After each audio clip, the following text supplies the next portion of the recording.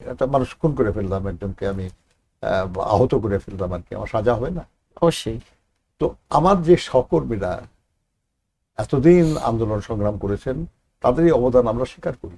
দীর্ঘদিন যারা আন্দোলন সংগ্রামের লড়াইয়ে ছিলেন, এ ধরনের অনেকেই বহিষ্কারের মতো ঘটনাগুলো ঘটছে।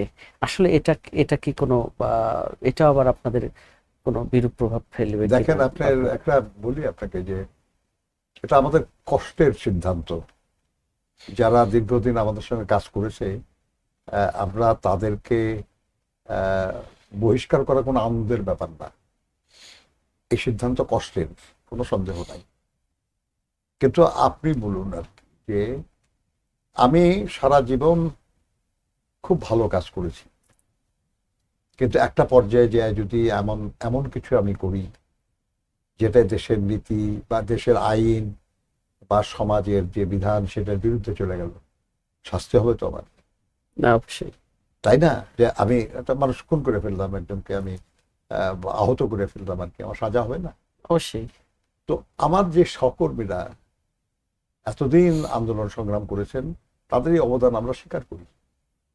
কিন্তু আজকে দলের বা দেশের একটা গুরুত্বপূর্ণ সময়, মাঝখানে 15টা বছর একটা দুঃশাসন আমাদের উপর চেপেছিল।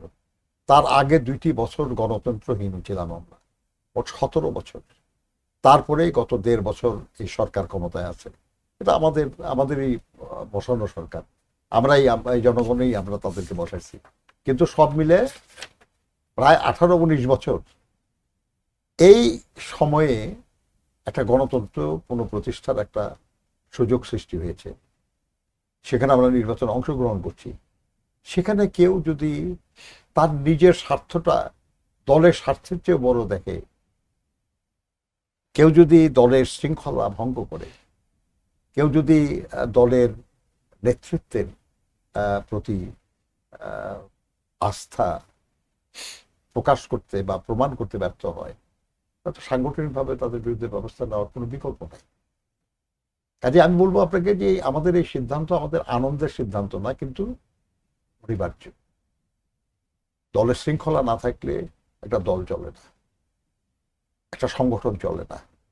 অতএব সংগঠনের স্বার্থে আহ, এবং এই সংগঠন যেহেতু জনগণের স্বার্থ রক্ষার সংগঠন, সেহেতু জনগণের স্বার্থেই আমাদেরকে নিতান্তই বাধ্য হয়ে এই সিদ্ধান্তগুলি নিতে হচ্ছে।